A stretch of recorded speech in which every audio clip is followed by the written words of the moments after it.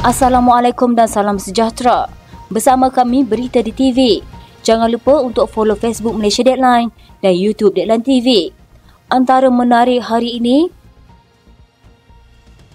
sistem kutipan tol bayaran terbuka dilaksana September ini. Syed Saddiq tegur PAS hentikan gelaran Zionis. KDN dakwa terdapat pemimpin disokong perjudian online. Tom N dakwa DAP akan hapuskan Melayu. Kerajaan Madani akan melaksanakan sistem kutipan tol secara pembayaran terbuka yang dijangka bermula September ini melibatkan 12 lebuh raya bagi memudahkan proses pembayaran tol untuk pengguna lebuh raya. Menurut Menteri Kerja Raya Datuk Seri Alexander Nantan Linggi, ia membabitkan lebuh raya bertingkat Ampang Kuala Lumpur, lebuh raya Koridor Gatri, lebuh raya Sungai Besi, lebuh raya Baru Pantai, Jabatan Pulau Pinang dan lebuh raya Batawa Kulip.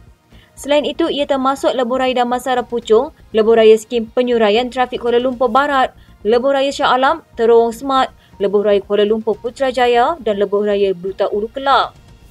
Katanya sistem kutipan tol secara pembayaran terbuka yang diperkenalkan ini adalah sebagai salah satu usaha dan inisiatif kerajaan yang komited dalam peralihan ke arah pelaksanaan sistem kutipan tol secara multi-lane fast flow yang dijangka dapat direalisasikan secara berperingkat menjelang 2024.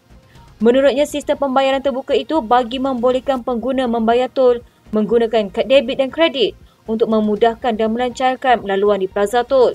Beliau berkata semua plaza tol di lebuh raya Suk juga telah direka bentuk dengan mengambil kira pelaksanaan MLFF. Ketika ditanya sama ada sistem tersebut akan dilaksanakan di semua lorong tol, Nantan berkata ia akan dilaksanakan secara berperingkat di semua plaza tol mengikut kesesuaian. Sejumlah RM835.4 juta diluluskan bagi bayaran inisiatif program fasiliti sokongan akaun 2 kumpulan wang simpanan pekerja membabitkan 40,196 permohonan setakat 26 Mei lalu. Kementerian Kewangan berkata daripada jumlah itu sejumlah RM790.8 juta telah disalurkan melalui MBSB Bank Berhad manakala RM44.6 juta menerusi Bank Simpanan Nasional. Katanya kebanyakan permohonan yang tidak layak disebabkan permohonan tidak mencapai syarat seperti permohonan tidak lengkap, di luar umur kelayakan dan baki akaun 2 tidak mencukupi. MOF menjawab soalan Ahli Parlimen Tanjung Manis Yusof Abdul Wahab mengenai jumlah permohonan pencarum KWSP terbabit dan nilai yang diluluskan bagi inisiatif itu. Inisiatif FSA 2 bertujuan membantu ahli KWSP yang memerlukan bantuan kewangan mendapatkan pembiayaan peribadi daripada institusi perbankan. Ia juga bertujuan mengimbangi kepentingan pendapatan persaraan pada masa depan dengan impak minimum ke atas simpanan persaraan ahli yang banyak terjejas susulan pengeluaran ketika pandemik COVID-19. Kerajaan negeri akan melakukan siasatan berhubung sebuah video konsert yang tular kononnya berlangsung di dalam Dewan sebuah institusi pengajian tinggi awam di Terengganu baru-baru ini. Pengerusi Jawatankuasa Pelaksanaan Syariah, Pendidikan dan Pengajian Tinggi Negeri, Datuk Saiful Bahri Mamat berkata, ketika ini pihaknya masih belum mendapat sebarang maklumat mengenai perkara itu. Menurutnya, perkara seumpama itu tidak sepatutnya berlaku di dalam sebuah universiti kerana Terengganu mempunyai garis panduan persembahan hiburan yang dibenarkan. Katanya ini bukan perkara baru kerana garis panduan itu telah lama diagihkan kepada semua jabatan-jabatan di Terengganu. Jadi tidak sepatutnya ia konsert yang tular dalam video berlaku di universiti tersebut. Saya akan dapatkan maklumat sebenar terlebih dahulu sebelum apa-apa keputusan. Lagipun ia dibawa ke jawatankuasa yang sama dan saya sendiri selaku pengerusi dan Esko Pendidikan dan Pengajian Tinggi. Itulah sebuah video berdurasi 37 saat yang menunjukkan penganjuran sebuah konsert yang berlangsung di dalam Dewan sebuah universiti di Terengganu. Video tular itu memaparkan pelajar lelaki dan perempuan universiti itu hadir menyaksikan konsert tersebut. Mengulas lanjut, Saiful berkata pematuhan terhadap garis panduan hiburan yang ditetapkan perlu dipatuhi walaupun konsert itu diadakan dalam kawasan persendirian. Pada Mac 2020, Kerajaan Negeri telah melancarkan garis panduan hiburan, persembahan kebudayaan, pelancongan dan sukan negeri Terengganu bagi memastikan aktiviti-aktiviti yang dijalankan mengikut syariat Islam.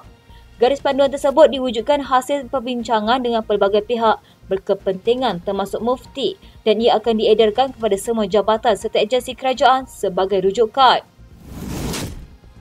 Ahli Parlimen Muar Syed Saddiq Syed Abdul Rahman menggesa PAS supaya tidak memburukkan mana-mana negeri, hanya mahu memainkan naratif politik yang tidak berpendidikan.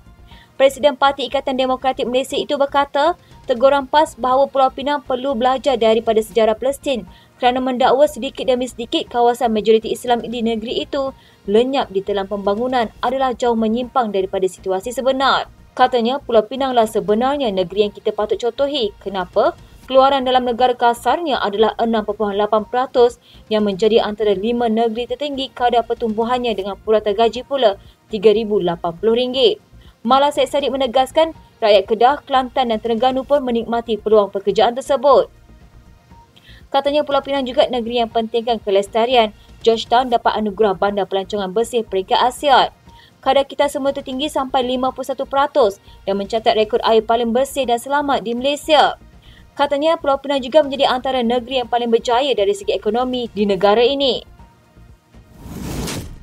Menteri Dalam Negeri Datuk Seri Saifuddin Nasution Ismail mengesahkan kegiatan perjudian dalam talian haram dinaungi pemimpin politik. Beliau berkata elemen berkenaan menjadi kekangan terbesar kepada Kementerian Dalam Negeri dan Polis Diraja Malaysia serta kerajaan secara keseluruhannya dalam usaha membantras kegiatan itu. Katanya, pihak yang menyediakan platform perjudian dalam talian itu boleh mengaut keuntungan sekitar RM200 juta seminggu.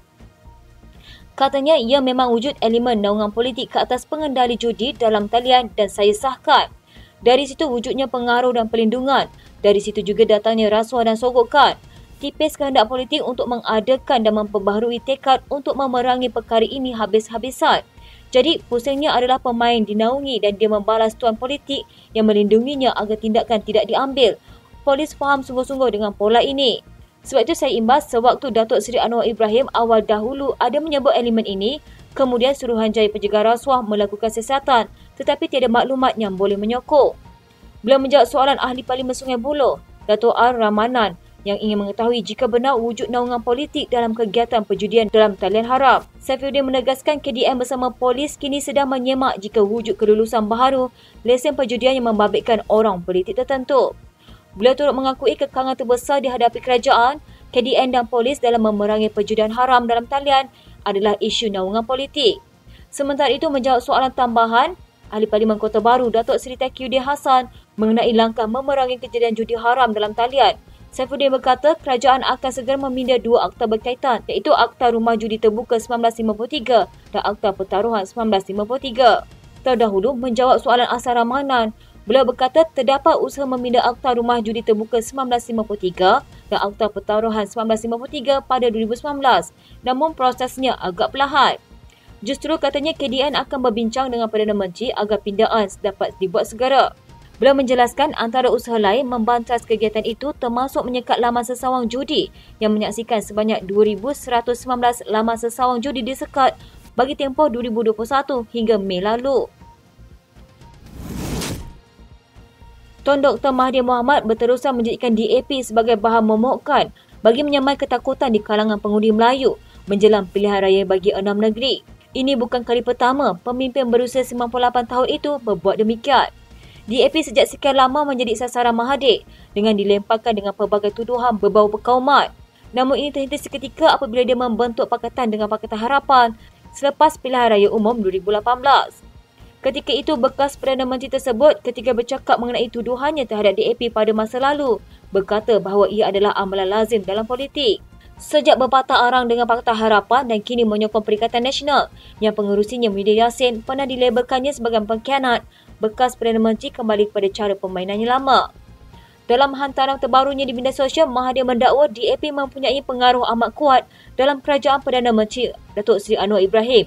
Kesimpulan itu menurut Mahathir yang tewas dan hilang wang pertaruhannya pada PRU15 lalu adalah berpunca daripada kononnya peratusan pengundi Melayu yang rendah. Mengimbas kembali semasa pilihan raya umum ke-14, Mahathir berkata bahawa DAP telah memenangi 42 kerusi parlimen, sesuatu yang tidak pernah berlaku sebelum ini yang disifatkannya sebagai sokongan daripada pengundi Melayu yang tidak berpuas hati.